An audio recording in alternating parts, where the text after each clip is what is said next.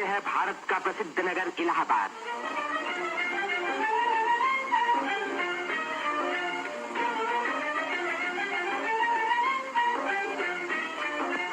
यहीं पहल उत्तर प्रदेश में एक विश्वविद्यालय की स्थापना हुई। इसी वजह से ये नगर उत्तर प्रदेश की शिक्षा और सभ्यता का केंद्र माना जाता है। पंडित मदन मोहन मालवीय, पंडित गोविंद वल्लभ पंत और अनेक प्रतिभाशाली व्यक्ति इसी विश्वविद्यालय की देन हैं, जिन पर आज देश को गर्व है। ये है हमारे प्रधानमंत्री पंडित जवाहरलाल नेहरू का निवास स्थान, आनंद भवन। भारतीय राजनीति का ये एक प्रमुख केंद्र रहा है। इस नगर को तीर्थराज प्रयाग भी कहते हैं।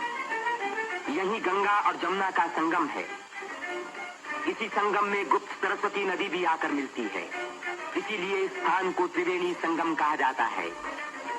त्रिवेणी बहुत पुराने जमाने से भारत का एक पवित्र स्थान माना जाता है। सृष्टि की रचना की शक्ति प्राप्त करने के लिए यहाँ ब्रह्मा ने यज्ञ और तपस्या की। लक्ष्मी की प्राप्ति के लिए विष्णु ने भी यहीं तपस्या की।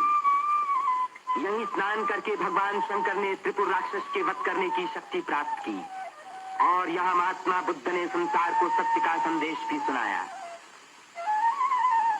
समुद्र मंथन के बाद जयंत के अमृत का घड़ा लेकर जाते समय एक अमृत कण छलक कर यहाँ गिरा और तभी से इस स्थान पर कुंभ मेले का महान पर्व आरंभ हुआ।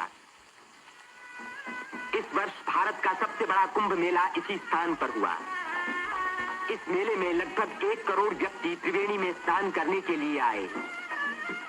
सदियों की गुलामी के बाद स्वतंत्र भारत का ये पहला कुंभ मेला था। त्रिवेणी में स्नान करके तन, मन और आत्मा को शुद्ध करने के लिए ही यात्री आते हैं। योगी और सन्यासी, गरीब और अमीर सभी प्रकार के लोग यहाँ इकट्ठे होते हैं।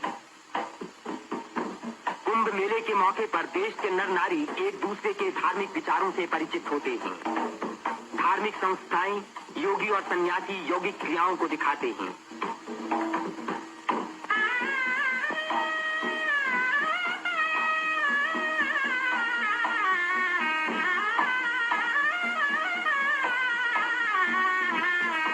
धार्मिक विचारों पर तर्क वितर्क होते हैं और देश के गौरवपूर्ण प्राचीन रहस्यों का उद्घाटन होता है। यहाँ के सुंदर दृश्य प्राचीन भारत की महत्ता की याद दिलाते हैं।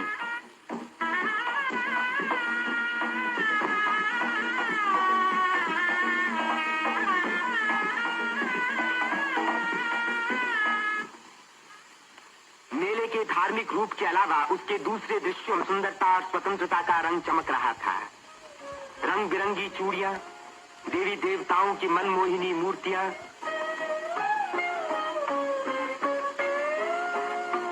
हरी जपन की मालाएं, सिंदूर और चंदन के ढेर, औरतों के साज श्रृंगार, बच्चों के खेल खिलौने, लाल बुझक्कड़ मिठुनियां। तीर्थयात्रियों की सुविधा और सुरक्षा के लिए और स्वतंत्र भारत के इस महान पर्व को सफल बनाने के लिए उत्तर प्रदेश सरकार ने अपनी ओर से कोई कसर उठा न रखी। मेला शुरू होने के कई महीने पहले से ही सरकार की ओर से तैयारियां शुरू हो गई थीं। उबड़ खाबड़ जमीन को समतल बनाने के लिए बुलडोजर जैसी बड़ी बड़ी मशीनों से जमीन की सतह ठीक की गई।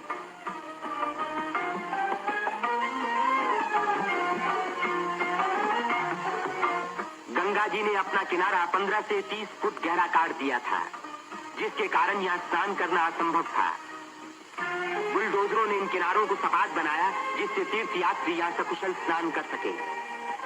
जिस काम को 1000 आदमी 3 महीने में खत्म नहीं कर सकते थे, उसी को 6 बुलडोजरों ने 15 दिन में पूरा कर दिखाया।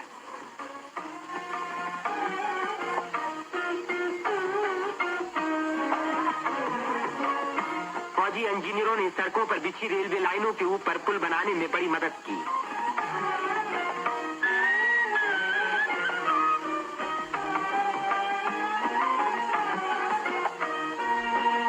इससे रेलों के आने जाने के समय भीड़ सड़कों पर कभी न रुकी, बल्कि लगातार त्रिवेणी की ओर बढ़ती रही।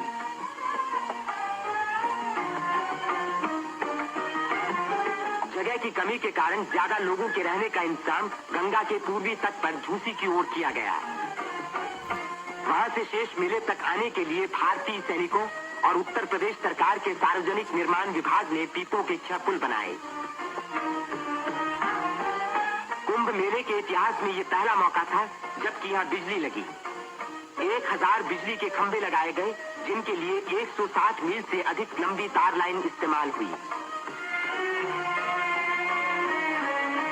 उत्तर प्रदेश के स्वास्थ्य विभाग ने यहाँ सफाई का बड़ा अच्छा बंदोबस्त किया। चारों तरफ मशीनों से लगभग 250 मन डीडीटी का भारी छिड़काव किया, जिसके कारण मेले में मच्छरों व मक्खियों का नामो निशान बाकी न रहा। मेले के आरंभ से ही सरकार ने हैजे के टीके लगवाने का प्रबंध किया। यात्रियों को सलाह दी गई कि वे मेला क्षेत्र में आने से पहले टीके लगवा लें। कदाचित इसी व्यवस्था के कारण मेले के मौके पर कोई भी रोग नहीं फैला। इतनी भारी भीड़ भाड़ के मौके पर आमतौर से दुर्घटनाएं हो जाया करती हैं।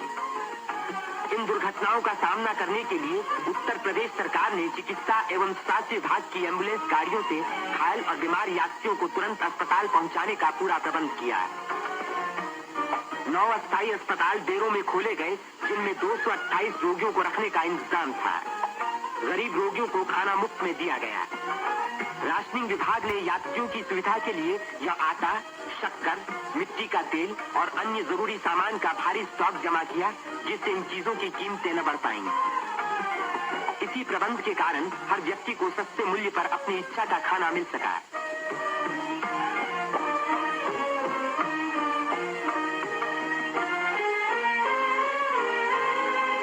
सेवा समिति, अग्रवाल समिति और भारत स्काउट्स एंड गाइड जैसी स्वयंसेवक संस्थाओं ने यात्रियों के मार्ग निर्देशन, उनकी सुरक्षा और घायलों का प्राथमिक उपचार किया।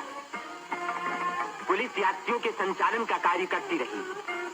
आने जाने के लिए अलग रास्ते रखे गए। भीड़ को काबू में रखने के लिए चलते फिरते वायरलेस सेटों का इस्तेमाल किया गया।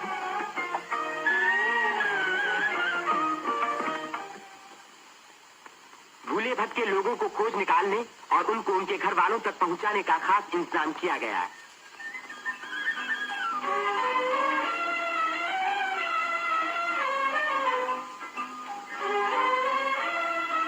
मेले में लाउड स्पीकरों का एक जाल बिछा दिया गया, जिससे भटके हुए लोगों का नाम पुकार पुकार कर उनको एक स्थान पर इकट्ठा किया गया। मेले के आरंभ होते ही उत्तर प्रदेश के मुख्यमंत्री पंडित गोविंद वल्लभ पंत ने मेले के बंदोबस्त का मुआयना किया। इस तीर्थ स्थान पर जमा हुए लाखों मेहमानों के सुख सुविधा की उन्हें बड़ी चिंता थी।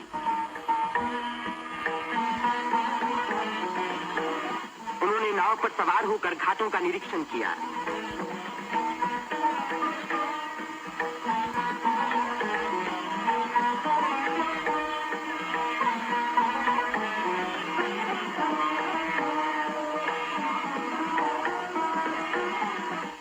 पीपे के पुलों को भी देखा।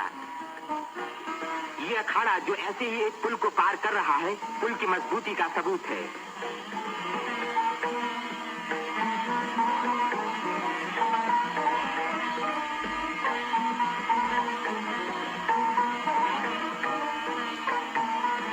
हमारे प्रधानमंत्री पंडित जवाहरलाल नेहरू ने भी मेले के इंतजाम का निरीक्षण किया। वे सड़कों पर घूमे और पुलों पर भी गए।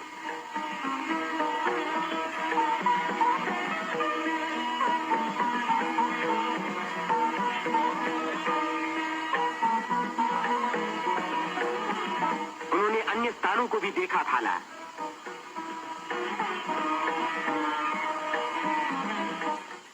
भारत के अन्य लाखों व्यक्तियों की भांति हमारे राष्ट्रपति श्री राजेंद्र प्रसाद ने भी त्रिवेणी में स्नान किया। इस दिन अपार जनसमूह यहाँ इकट्ठा था।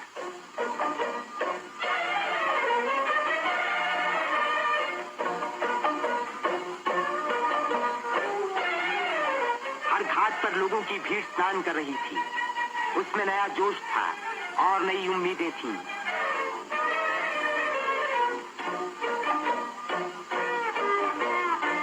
ये दृश्य जाहिर कर रहा था कि इस भीड़ की महान रचनात्मक शक्ति के कारण देश का भविष्य उज्जवल है। उसकी इसी शक्ति के कारण हमारी उन्नति के बड़े से बड़े कार्य अवश्य सफल होंगे। जिस स्थान पर मनुष्य और देवताओं ने यज्ञ किए और भविष्य का संकल्प किया, उसी स्थान पर इन नर नारियों ने आज भारत को फिर से बलवान और सुखी बनाने की प्रतिज्ञा की और भारत की स्वतंत्रता को अमर रखने के लिए अपने शरीर में एक नए प्राण को जन्म दिया।